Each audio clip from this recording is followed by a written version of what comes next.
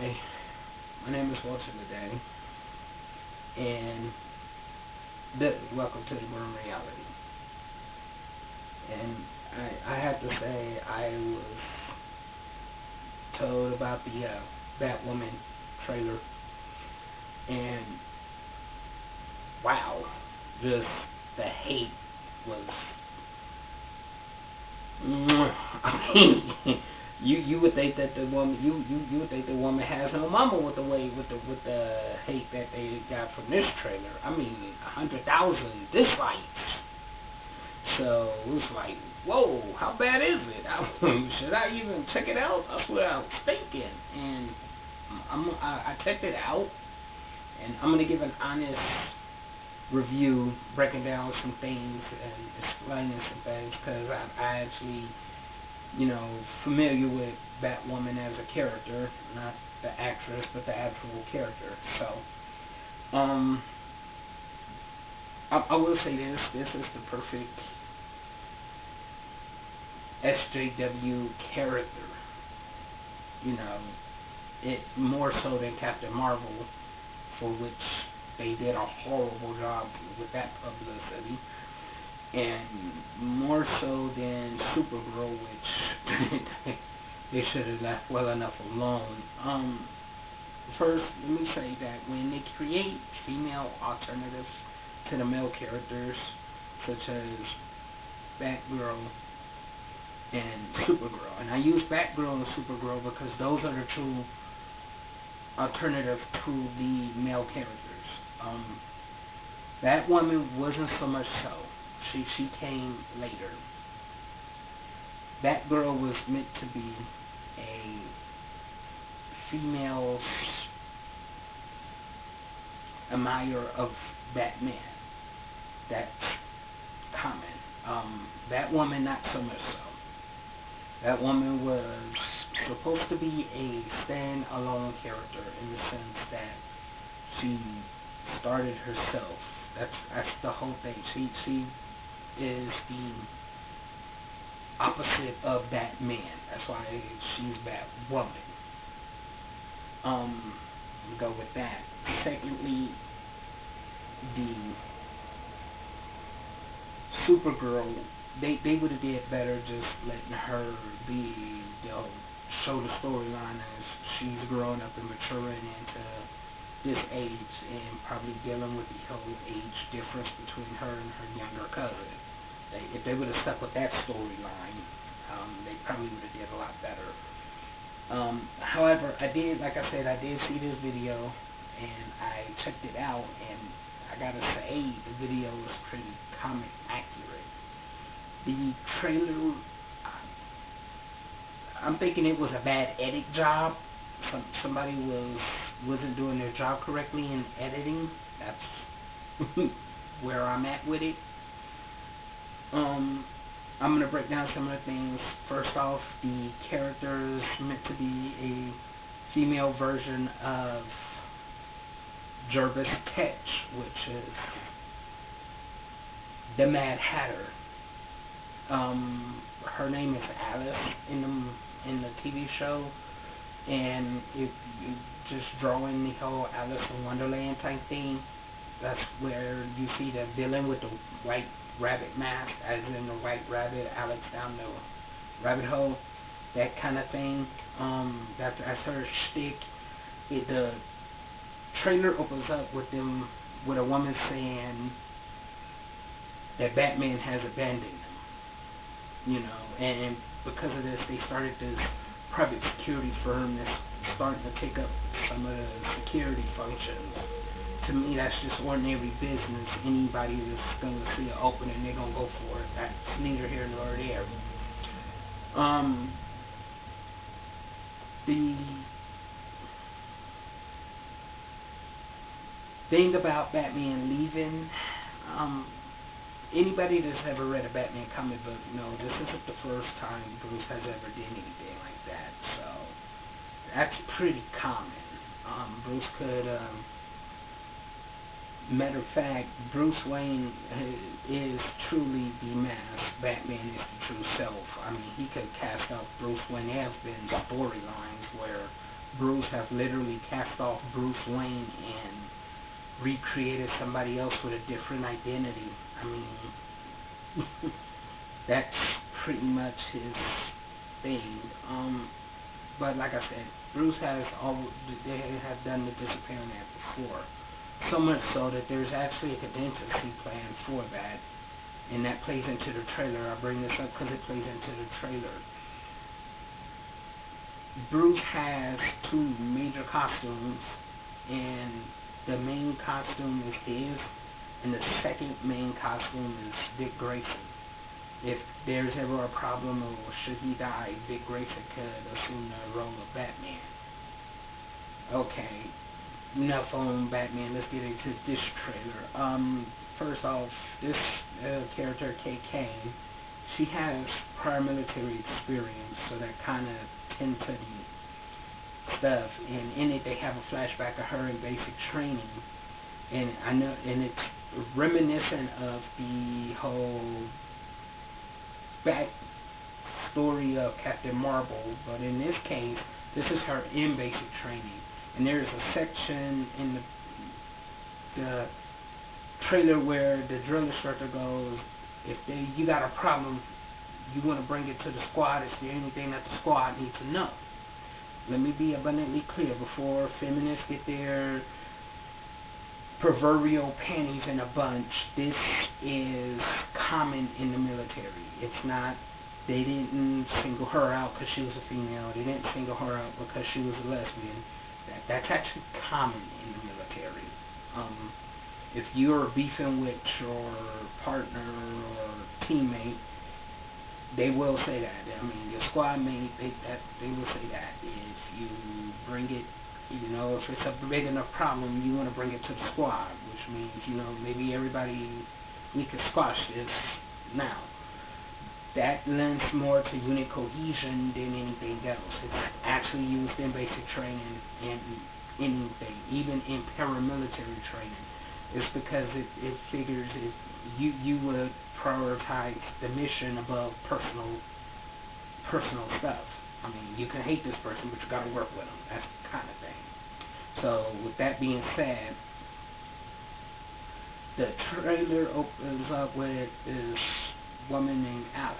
Now,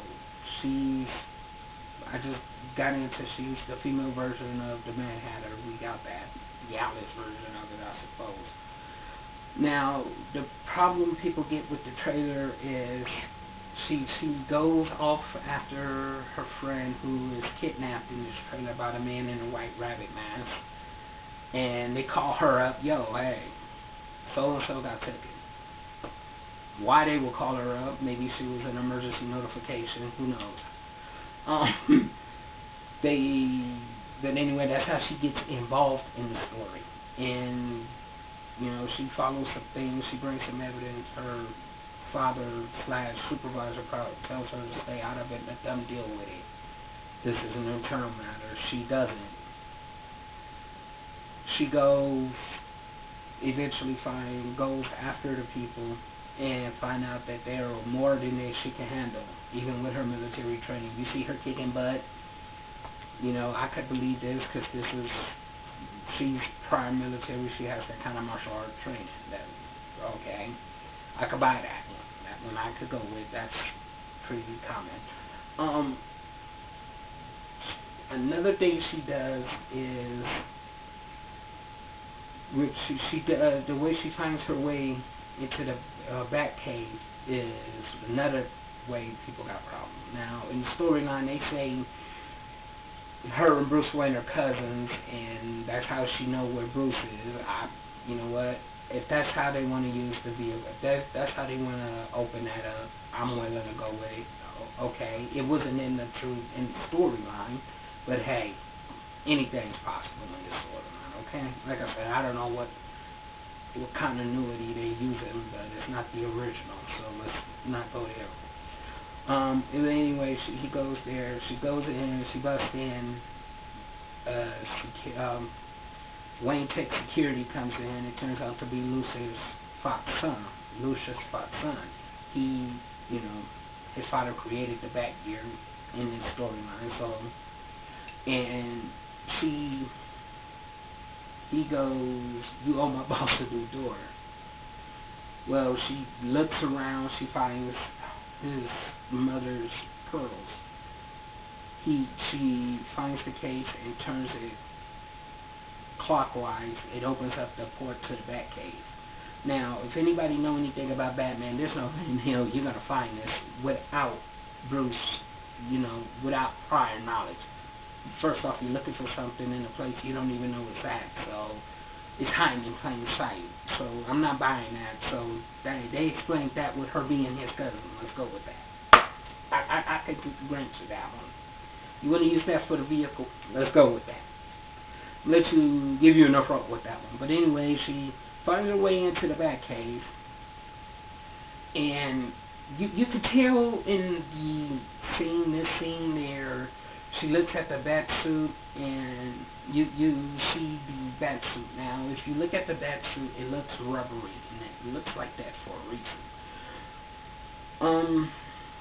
And she looks, you could tell, she said something to him before, you could tell, because just the way it was edited. Like I said, this is an edit job. She goes, "I need you to fix his suit." He goes, "The suit is literal perfection." Okay. She goes, "It will be when it fits a woman." Now, this is where the first part people are complaining about, going, "Oh, so now I gotta fit a woman. The bat suit gotta fit a woman. Oh, so now you want to take his bat suit, his stuff." Time out. Have anybody that's ever worn body armor know this shit is not, it's not normal. It's not an off-the-rack item. It's not like you go to the coat, fit the coat fit, and we could go. No. It just doesn't work that way. Now, given what we know about the suit, and I'm going to break down the composition of the bat suit. The bat suit itself is a Kevlar Nomax bi-weave. In other words, internally it has layers of Nomax and layer of Kevlar. Nomax is fire retardant, Kevlar is bulletproof. The bi-weave, in other words, it intertwines. It's to give it both bulletproof and fire retardant protection. The suit has trauma plate sensors and electronic devices throughout the suit itself in different locations. So ceramic trauma plates to keep for damage and impact. So no, the suit cannot fit her just off the rack. It's not going to happen. It's built for Bruce. There is no seams in the suit. Even if you look at it, it has a rubbery outworks, and this is latex polymer for shock absorbent. This is how to dissipate shock from impact. Okay, so no, the suit cannot fit her regularly. My guess is they're going to build her version of the suit. Now, we get that. So no, the suit has to be modified to fit a woman. That's just the way it is. Sorry, I hate to burst your bubble, but that's just how it's gonna be. It has to be made for her body weight, body mass, body measurements. Period. Now, I'm past that. When you first see her in the bat suit, it is the Cassidy Kane version of the bat suit, which is the version of the bat suit that is best I could think of is it came into the Batman the Animated Series movie, Batman Mystery of the Batwoman. This was a full suit with a full cowl, i.e. the way she looks now. The only difference is they left this part of the face open because in the cartoon it's a full mask, and they can't do that with this face. But that's comic accurate. That was the Cassandra Cain costume, and you know what? That's how she fights the first time in his suit. But when people see her, they see Batman. Look, it's Batman. Okay, apparently that doesn't sit right with her, and I'm going to explain why a little bit later. The second part people hate, and I mean literally hates this. I mean, they broke down the video. People have stopped the video right here. Is she says they think I'm him. I'm not about to let a man take credit for a woman's work. Now, I mean, YouTube went crazy over it. I mean, if you've seen some of these hits, it's like, wow. People will be like, so you take his work, his suit, his symbol, his animal, his equipment, his Batcave, but you don't want him to take the credit. I get it. I get it. That isn't what that means. That isn't even in the character. It actually is in the comic, but it's more of the Batman Bad Blood version of Cassandra Cain. That one go to. Bruce, that's when they came up with the suit that is what is familiar to most, which is the full black suit, the red bat symbol with the red wig. Now, here's the thing. With the red wig, it gives her the look of a female. However, no DNA evidence because it's not her hair. If they get it, it's synthetic. It could be bought anywhere. Case closed. That's why that looks there. But this plays into the comic because in the comic, and then specifically in Batman Bad Blood, which is the latest incarnation, the New 52 incarnation of Kate Kane, she didn't want to be associated with Bruce. And so her and Batman kind of are at odds in the sense that she don't want, she's out there, she's doing her thing, but she don't want Bruce to, get the credit. Conversely, Bruce don't want to be associated with her because she does things a lot different. Like she will use a gun. She will pull a gun. As a matter of fact, she carried 245s with her. She will pack a gun and actually kill. She doesn't have no problem using deadly force. And anybody knows Batman, Batman don't kill. There's actually a scene in the Bad Blood movie where Bruce left a video and explains that Batwoman is Kate Kane. He knows. He been knew. And he says she has talent, she has skill, but she's getting reckless. Now the time has come for me to make a decision. Either I take her under my wing or I take her out. And that's where the video ends. It was being told to Dick at the time, so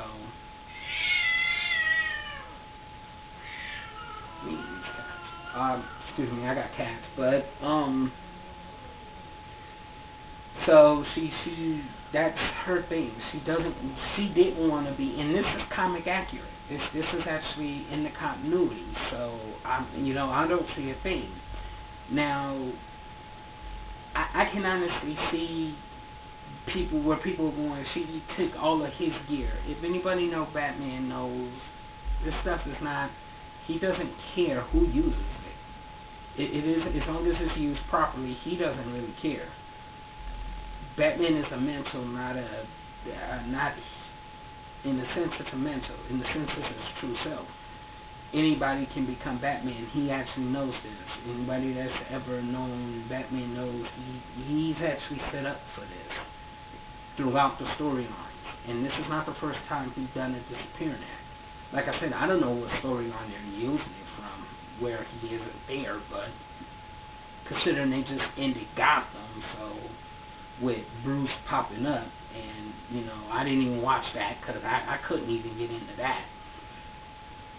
But it's just funny to me where they pretty much the hate they got, and I'm starting to get the sense that the hate they have for this plays into the fact that the Captain Marvel debacle, as I call it. I mean, I've seen Captain Marvel. I'm not going to give any spoilers. That this is not Captain Marvel. I will say this. First off, Ruby Rose never jumped on any publicity thing screaming at people not to watch her show if you're a white male, if you're a male, if you're straight. She never done any of this. Brie Larson opened her damn mouth long before the movie came out about A Wrinkle of Time, and it even I've seen that video where she was talking at that whatever award ceremony she was at. I don't even know, where she said A Wrinkle of Time wasn't made for men. I agree with her.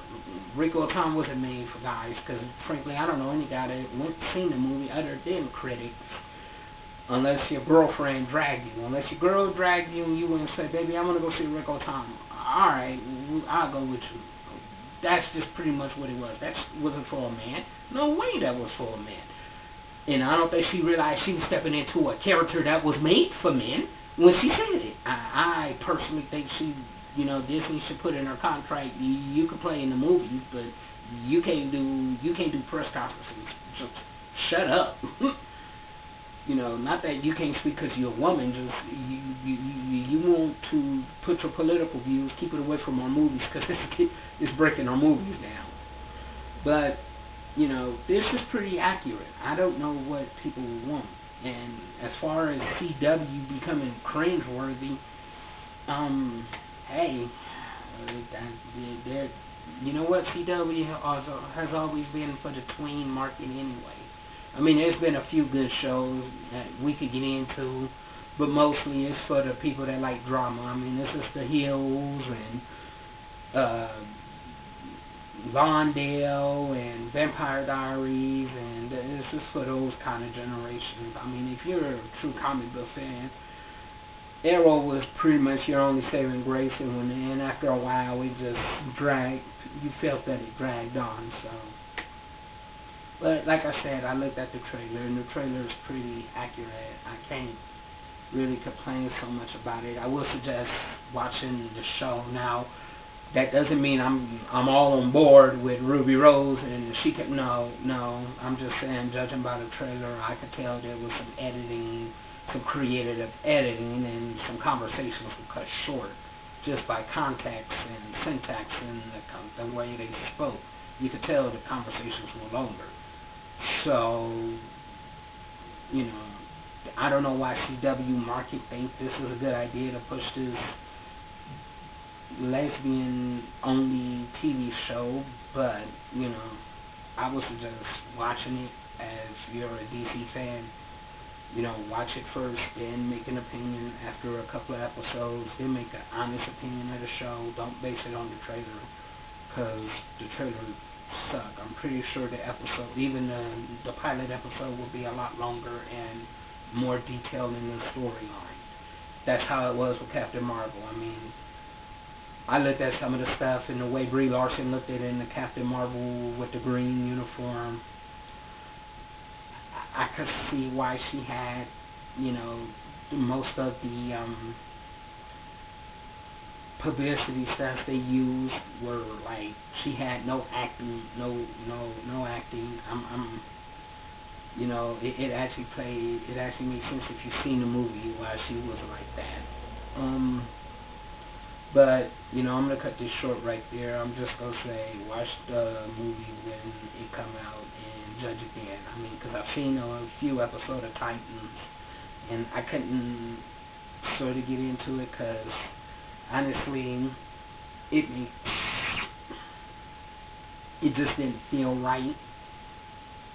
The origin stories wasn't there, and half of the characters were missing. They put characters that didn't belong, and then other characters that did. But then again, this wasn't Teen Titans, what we were used to.